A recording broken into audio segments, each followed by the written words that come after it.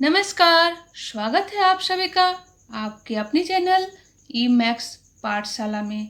आज हम लोग एक नया विषय को देखेंगे जिसका नाम है कारक। इस वीडियो में हम लोग जानेंगे कारक की परिभाषा तथा कारक के प्रकारों को भी जानेंगे। साथ ही साथ हम लोग यह जानेंगे कि हिंदी में कारक का क्या महत्व है। तो चलिए शुरू करते हैं। यहाँ मैंने कुछ उदाहरण दे रखा है। उदाहरण सहित कुछ वाक्य है जिसे हम लोग जानेंगे। जैसे देखिए, वाक्य 1, श्री कृष्ण धर्म रक्षा अत्याचारी कंस मारा। दूसरा वाक्य देखेंगे, शिक्षक दिवस बच्चों गुरुजी उपहार दिया। इसी तरह तीसरा देखेंगे, तीसरा वाक्य में है, भारत पवित्र नदी गंगा हिमालय निकलती है। चौथा वाक्य में, पुलिस सिपाही चोर डंडे पीटा। पांचवें वाक्य में, रवि बहन अपनी सहेली विश्वास नहीं है। ये सब देखा जाए तो एक सार्थक शब्द है। सार्थक शब्द है जो वाक्य में भी है, परंतु वाक्य की अस्पष्टता नहीं है। इसी वाक्य को हम एक और रूप में देखेंगे जो है इस तरह से। वाक्य 1, श्री कृष्ण ने धर्म की रक्षा के लिए अत्याचारी कंस को मारा। वाक्य 2, शिक्षक दिवस पर बच्चों ने गुरुजी को उपहार दिया। वाक्य नंबर 3, भारत की पवित्र नदी गंगा हिमालय से निकलती है। वाक्य चौथा देखेंगे, पुलिस के सिपाही ने चोर को डंडे से पीटा। इसी तरह से अगर हम देखेंगे तो वाक्य पांचवा भी देख लेते हैं कि रवि की बहन को अपनी सहेली पर विश्वास नहीं है।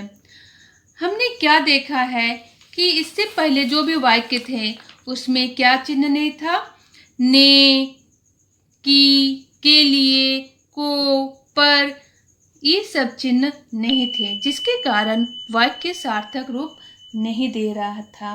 और इस वाक्य में हम जब इन चिन्हों को, इन शब्दों को लगा दिए हैं तो देख रहे हैं कि वाक्य सार्थक हो गए हैं।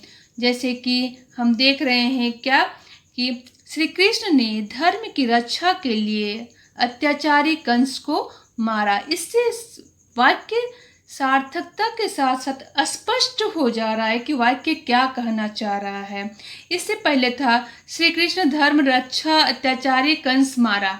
इससे हमें पता नहीं चल रहा था कि वाक्य क्या है, परंतु जब इसमें हम लोगों ने, की, के लिए, को लगा दिया ये शब्द, जैसे श्री कृष्ण ने धर्म की रक्षा के लिए अत्याचारी कंस को मारा, तो यह हमारा वाक्य को स्पष्ट रूप से बता दे रहा है कि श्री कृष्ण ने ही धर्म की रक्षा के लिए अत्याचारी किसको, कंस को मारा है।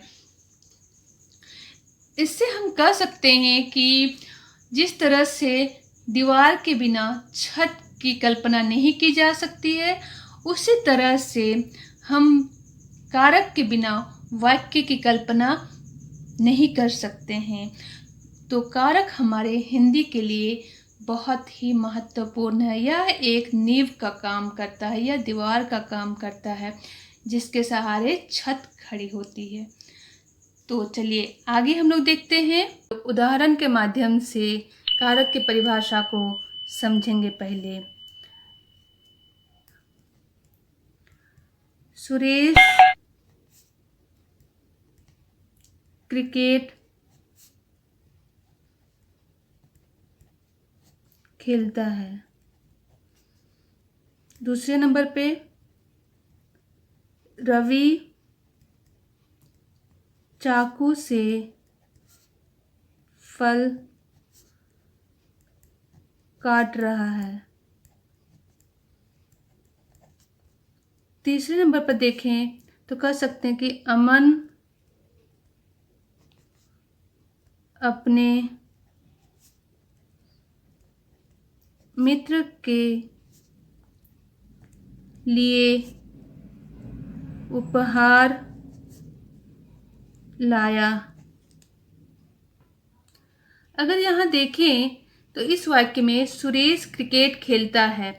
इस वाक्य में सुरेश संज्ञा है, क्रिकेट भी संज्ञा है, परंतु खेलने का काम क्या है? क्रिया है।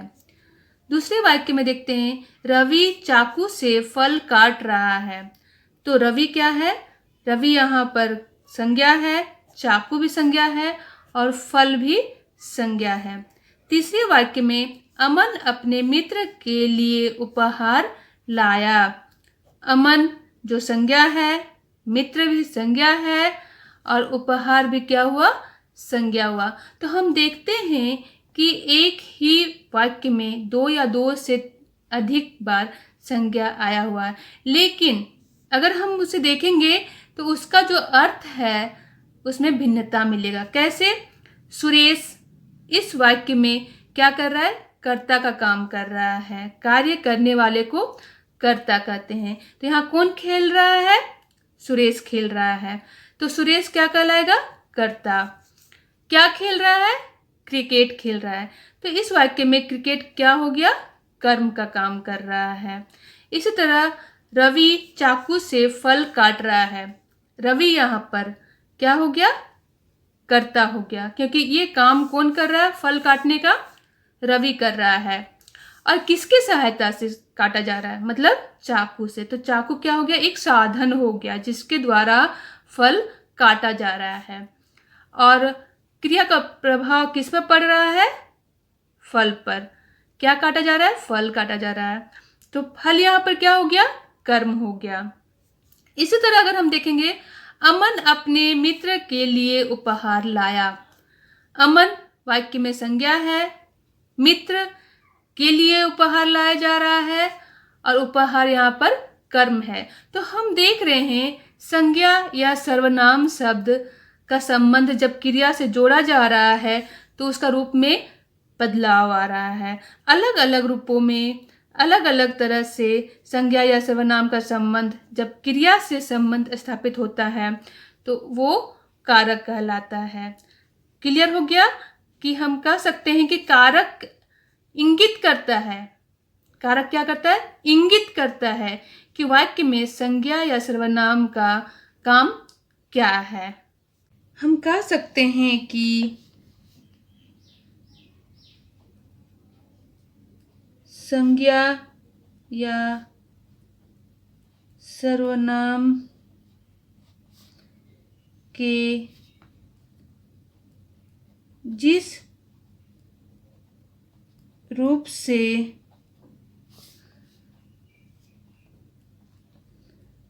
उसका संबंध वाक्य के अन्य शब्दों के साथ प्रकट होता है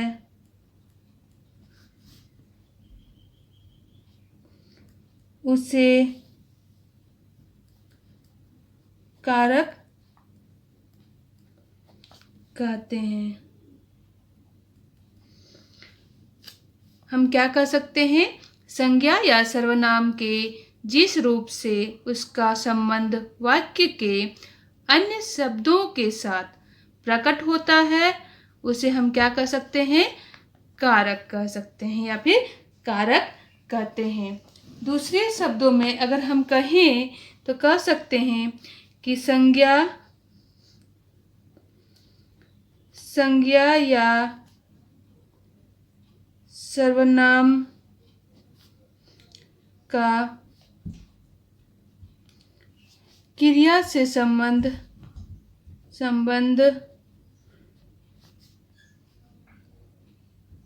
जिस रूप में जाना जाता है उसे कारक कहते हैं। तो अगर हम देखें तो दोनों ही आसान तरह से परिभाषा है। दोनों में ही अगर हम देखें तो क्या किसका खेला है इसमें? कारक का, परिभाषा में क्रिया का। संबंध किससे है? क्रिया से। हम अब इनके प्रकारों को जानते हैं। प्रकार, मैंने एक तरफ कारक के प्रकार लिख रखा है और कारक के यहाँ पर चिन्ह है। चिन्ह को ही पर्षक कहेंगे, इसे ही विभक्ति कहेंगे। ठीक है। हम जानते हैं संस्कृत या हमारे भारतीय भाषाओं में कारक के 8 प्रकार है, परंतु जर्मन भाषा में कारक के 4 प्रकार है। हमें जर्मन भाषा नहीं देखनी है, अभी केवल हिंदी देखना है, इसलिए हम हिंदी के प्रकारों को जानेंगे। हिंदी भाषा में कारक के 8 प्रकार है। चलिए उसे हम लोग जानते हैं। जैसे कि कर्ता, कर्म, तीसरा हो गया करण, चौथा हो गया संप्रदान, पांचवा हो गया आपादान, छठा हो गया संबंध, सातवां हो गया अधिकरण और आठवां हो गया संबोधित संज्ञा, या फिर इसे हम संबोधन कारक भी बोल सकते हैं। कर्ता कारक का चिन्ह होता है ने। कर्ता ने। कर्म का कर्म को करण से या के द्वारा, संप्रदान के या के लिए, आपादान से, ये किस अर्थ में? अलग होने के अर्थ में। अलग होने के अर्थ में। संबंध का, की, के या रा, री, रे। अधिकरण में, पर। संबोधित हे, अरे। कर्ता ने कर्म को करण से या के द्वारा, संप्रदान के या फिर के लिए, आपादान से अलग होने के अर्थ में, संबंध का, की, के, रा, री, रे। अधिकरण में या पर। संबोधित संज्ञा हे, अरे। अब थोड़ा सा हम इसके अर्थ भी जानेंगे। क्या कि कर्ता ने मतलब कि क्रिया को करने वाले को कर्ता कहते हैं। ठीक है। कर्म को, तो जिस पर क्रिया का प्रभाव पड़ता है उसे कर्म कहेंगे। करण से मतलब क्या हो गया? करण साधन हो गया। करण से द्वारा, जिसके द्वारा कोई काम क्रिया हो रही है। संप्रदान के लिए मतलब क्रिया किसके लिए हो रही है। ठीक है। आपादान से मतलब यहाँ पर क्या है कि अलग होने के सेंस में, अलग होने के अर्थ में आपादान को रखा गया है। संबंध का, की, के, रा, री, रे। का, की, के यहाँ पर देखा जाए तो संज्ञा शब्द के साथ, जैसे कि राम का, राम की, राम के, या फिर के का हम लोग प्रयोग करते हैं। बहुवचन में भी के का प्रयोग करते हैं। रा, रे ये हम अक्सर सर्वनाम शब्द के साथ प्रयोग करते हैं, जैसे मेरा, मेरी, मेरे। अधिकरण में, पर यहाँ क्रिया के होने का स्थान या काल का बोध होता है।